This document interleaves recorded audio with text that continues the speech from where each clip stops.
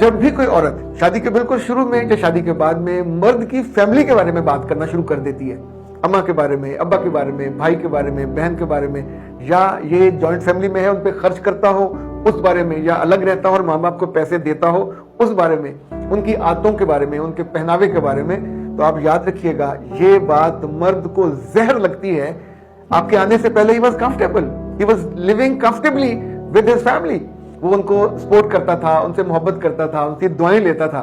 अब तो भी उसकी फैमिली में एब्जॉर्ब भी नहीं हुए और आपने आके दुश्मनों वाला काम शुरू कर दिया। ये बात हमेशा लड़कियों को अपने मियों के दिल से उतार देती है। मियाँ क्वाइट यंग हो, आपकी मोहब्बत में पूरी तरह वो डूबा हुआ हो या खामोश तबाह हो, ये हरकत और बेवकूफी नहीं करनी। आपके आने से पहले मियाँ के दोस्त थे, वो उनके घर जाता था, वो इसके घर आते थे, दावत होती थी, खाना खिलाया जाता था, सब कुछ एक मामूल था। ये उसकी जिंदगी की खुशी है, प्लेजेंट मोमेंट थे, और ये उसकी जिंदगी का लाजमी हिस्सा था।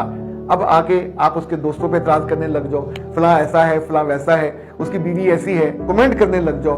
किसी घर जाओ तो वापसी पे वो दोस्त उसका है, उसकी खुशी के साथ वहां वो जाता है। वो लोग अब फैमिली टर्म्स बन रहे हैं और आप उन टर्म्स में रुकावट बन रहे हो। Don't do that.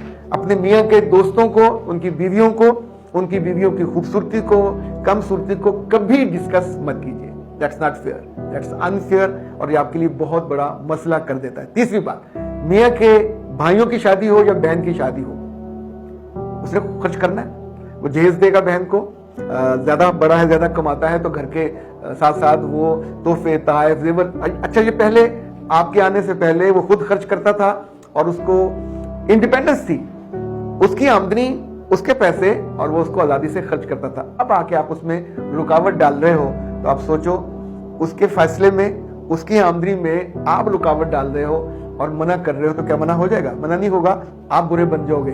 अच्छा, कुछ लड़कियां इससे भी ज्यादा हमाकत करती हैं, अपने भाई की शादी पे कंपैरिजन शुरू करती हैं, तुमने अपने भाई पे ये खर्च किया, मेरे भाई पे भी इतना करो, अपनी बहन पे ये किया, मेरी बहन पे भी करो। नहीं किया जा सकता।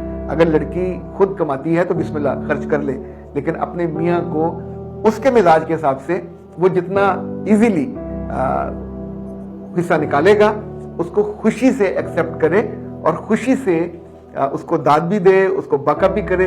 क्योंकि आप नहीं करते तो फिर उसके दिल में जो नफरत की तीसरी बड़ी वजह बनती है वो ये वाली बनती है। चौथी बात जो रिश्तों को बदसूरत करती है, बदनुमा करती है, दिल से उतारती है और जिंदगी से निकाल देती है, जब भी लड़की लूज टॉक करेगी, लूज बॉल फेंकेगी या डर्टी लैंग्वेज इस्तेमाल करेगी।